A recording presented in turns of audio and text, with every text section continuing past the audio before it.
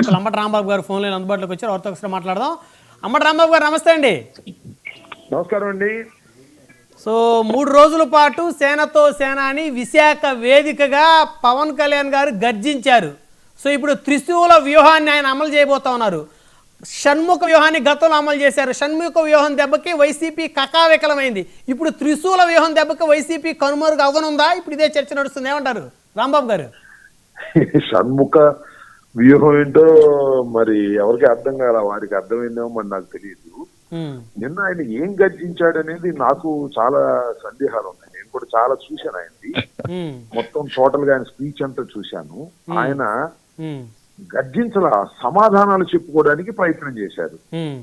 అంటే తాను చేస్తున్నటువంటి కార్యక్రమాలు చాలా తేడాగా ఉన్నాయి కాబట్టి ఆ తేడాగా ఉన్నటువంటి వాటికి ప్రజలకు సమాధానం చెప్పుకునేటటువంటి ప్రయత్నం వారి ఉపన్యాసం మొత్తంలో కనిపించింది నాకు.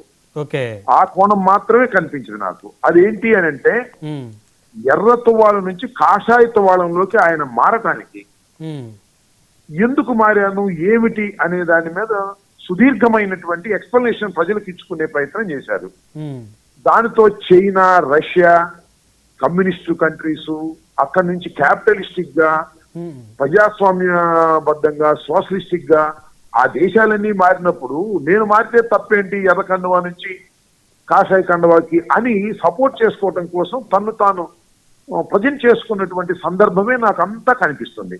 నాకు ఇంకొక డైలాగు ఆయన ఎందుకు అన్నాడో నాకు అర్థం కాల. నేను కష్టాల కొలిమిలో మీలాగా నలిగి వచ్చానన్నాడు. ఇంకెక్కడ నాకు అర్థం కాల. ఆయన ఇతర కష్టాల కొలిమిలో నలిగాడో నాకు, ఆయన మొత్తం జీవితాన్ని పరిశీలిస్తే ఎక్కడ ఆయన కష్టాల కొలిమిలో మరి నలిగినట్టు కనిపిస్తుంది. చిరంజీవి గారు కష్టాల కొలిమిలో నలిగాడు. ఎందుకంటే వాళ్ళ నాన్నగారు ఒక కానిస్టేబుల్ గా జీవితాన్ని ప్రారంభిస్తే ఆయన సినిమా నటుగా కావటం కోసం మెడ్రాస్ వెళ్ళి చాలా కష్టాలు పడ్డాడు. కానీ ఎక్కడ ఈయన వడ్డించిన విస్తరి, ఈయన మెడ్రాస్ నుంచి వచ్చేసరికి లేదా సినిమా ఫీల్డ్ లోకి వచ్చేసరికి చిరంజీవి టాప్ హీరోగా ఉన్నటువంటి సందర్భం కాబట్టి ఈయన ఎక్కడ కష్టాల కొలిమిలో ఎక్కడా కూడా నలిగింది లేదు. కష్టపడకుండానే ఆయనకి పవర్ స్టార్ అని బిరుదు వచ్చిందా, అంత ఇమేజ్ వచ్చిందా? నో, కష్టపడకుండా అంటే చాలా మంది, ఇప్పుడు బాలకృష్ణ గారు ఉన్నారు, ఆయన వారసత్వంగా వచ్చాడు. ఎన్టీ రామారావు కష్టపడ్డాడు, నాగార్జున ఉన్నాడు, వాళ్ళ నాన్నగారు కష్టపడ్డాడు, ఆడవేషాలు కూడా వేసి కష్టపడ్డాడు. ఆ డిఫరెన్స్ మీరు సరిగా అర్థం చేసుకోకుండా ఏం కష్టపడుకోకుండానే అయిపోయారంటే కష్టపడుకోకుండా ఎవరెవరు, కానీ ఛాన్సెస్ రావటం అనేది ఎక్కడి నుంచో రాలేదు. ఆయన చిరంజీవి గారి తమ్ముడు కాకపోతే ఆయన ఎంత కష్టపడ్డా ఏం ఉండేది కాదు. అలాగే బాలకృష్ణ గారు ఎన్టీ రామారావు గారు కొడుకు కాకపోతే ఎంత కష్టపడ్డా ఏం ఉండేది కాదు. జగన్మోహన్ రెడ్డి గారి గురించి కూడా చెప్పండి. రాజశేఖర రెడ్డి గారు కొడుకు కాకపోతే ఆయనకి జనాల్లో తిరిగే అవకాశం ఉండేది కాదని. 100% దానిలో సందేహం ఉంది. మర్చిపోయారని గుర్తు చేస్తున్నాను అంతే. మర్చిపోవసలా, రాజశేఖర రెడ్డి గారి లెగసీతోనే ఆయన వచ్చాడు. రాజశేఖర రెడ్డి గారు నిర్మించినటువంటి పునాదుల మీదే వచ్చాడు ఆయన.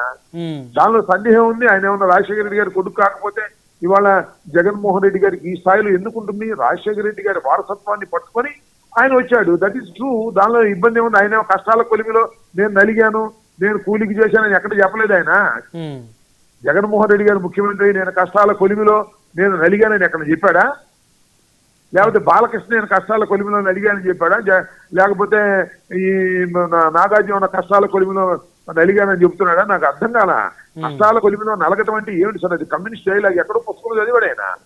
చదివాడు కాబట్టి అది చెబితే అలాగే సూట్ అవ్వదు. పవన్ కళ్యాణ్ గారికి సూట్ అవ్వదు. అది వేరే వాళ్ళకి, చంద్రబాబు నాయుడు అది వేరే వాళ్ళకి సూట్ అవుతుంది.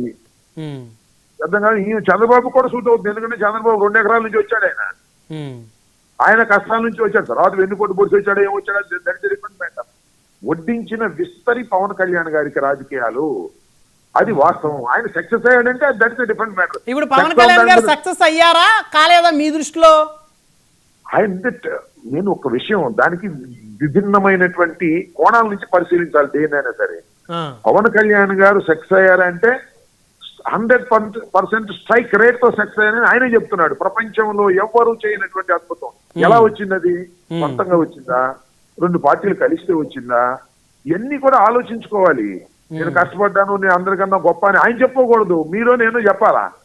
100% స్ట్రైక్ రేట్ ఎందుకు వచ్చింది, ఎలా వచ్చింది, ఎన్ని పార్టీలు కలిస్తే వచ్చాయి, సింగిల్ గా నిలబడ్డప్పుడు 2 సార్లు ఆయన పరిస్థితి ఏమిటి, ఇవన్నీ కూడా విశ్లేషించుకోవాల్సిన అవసరం ఉంది. సరే 100% స్ట్రైక్ రేట్ టెక్నికల్ గా కరెక్ట్, కానీ 100% స్ట్రైక్ రేట్ రావడానికి గల కారణాలు ఏంటి, వాటి మూలాలు ఏంటి, ఎవరెవరు సహాయం చేశారు, ఎందుకోసం 100% స్ట్రైక్ రేట్ వచ్చింది, ఇవన్నీ కూడా చర్చించుకోవాల్సినటువంటి అంశాలు. ముగ్గురు కలిసి ఉండబట్టి వచ్చింది. విడిపోతే వస్తుందా, విడిపోయినా కూడా వస్తుందంటే that is different matter. So మొత్తం మీరు విడగొట్టాలనుకుంటున్నారు అయితే ఈ విధంగా.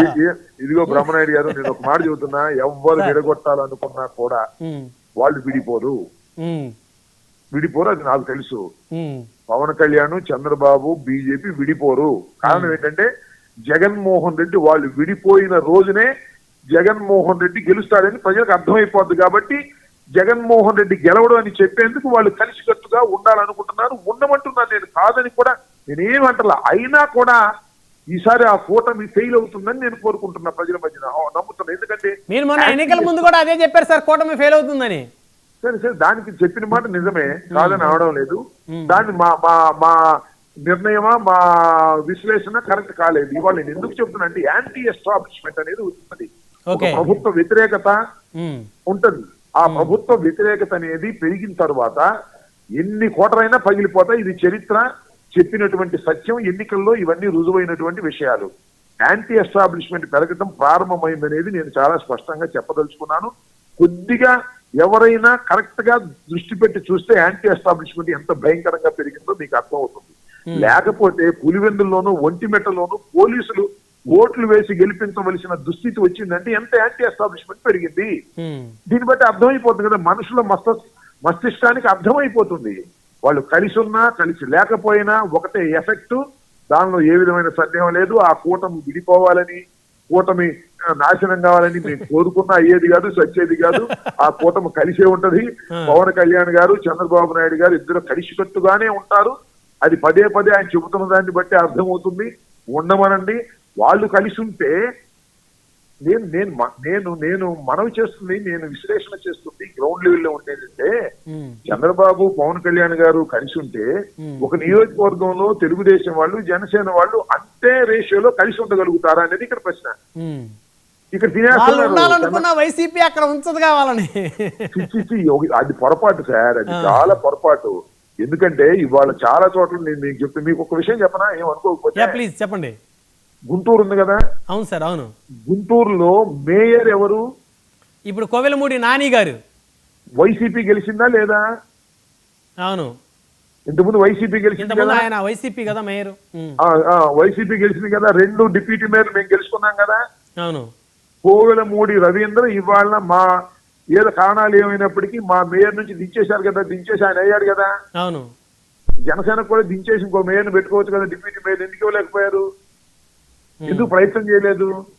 అంటే తెలుగుదేశం వాళ్ళు మేయర్ అయిపోయారు, అంతతో అవుట్. జనసేన వదిలేశారు.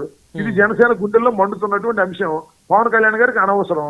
పవన్ కళ్యాణ్ గారికి డిప్యూటీ సీఎం అయ్యారు, సరిపోయింది. ఇక్కడ డిప్యూటీ మేయర్ జనసేన వాళ్ళకి ఇవ్వలేకపోయారు. మా వైసీపీ నుంచి చాలా మంది జనసేనలోకి వెళ్ళారు, కాలేకపోయింది. ఇలాంటి వ్యత్యాసాలు ప్రతి నియోజకవర్గంలోనూ ప్రతి కార్పొరేషన్లోనూ ఉన్నాయి. అయినా మేము కలిసే ఉంటామంటే ఉండమనండి. సో ఇవన్నీ కూడా, ఈ వ్యత్యాసాలన్నింటినీ కూడా క్లియర్ చేయడం కోసమే త్రిశూల వ్యూహాన్ని వాళ్ళు అమలు చేయబోతున్నారు రాంబాబు గారు.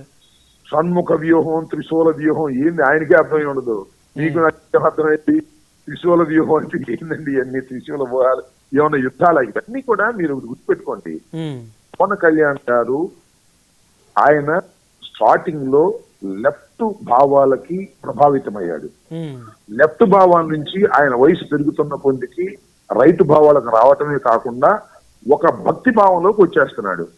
అందువల్ల అప్పుడు షణ్ముఖ వ్యూహం, ఇప్పుడేమో త్రిశూల వ్యూహం. అంతకు ముందేమో ఆయన పేరేంటి చెగువీర, ఇప్పుడేమో హనుమంతుడు. ఈ రకంగా వ్యత్యాసం లేనటువంటి పయనం ఆయన చేస్తున్నాడు. ఆయన ప్రయాణం గురించి ఆయనే సాటిస్ఫాక్షన్ గా లేడు కాబట్టి అంత ఎక్స్ప్లెనేషన్ ఇచ్చుకున్నాడు అనేది నా అభిప్రాయం. రైట్, ధన్యవాదాలు అంబటరాంబాబు గారు ఫోన్ లైన్ లో అందుబాటులోకి వచ్చినందుకు. రైట్, మనం పురుషోత్తం రెడ్డి గారితో మాట్లాడదాం, రాజకీయ విశ్లేషకులు. పురుషోత్తం రెడ్డి గారు నమస్తే అండి. పురుషోత్తం రెడ్డి గారు మీ వాయిస్ మ్యూట్ లో ఉంది సార్, ఒకసారి అన్మ్యూట్ చేయండి. నమస్తే బ్రహ్మనాయుడు గారు, చెప్పండి. సో మీరేం చెప్తారు సార్, త్రిశూల వ్యూహం అంటే ఏంటి? సో ఈ త్రిశూల వ్యూహం ఈ కూటమిని స్ఫూర్తిని దెబ్బతీయకుండా కాపాడటానికే ఈ యొక్క వ్యూహాన్ని పన్నారా?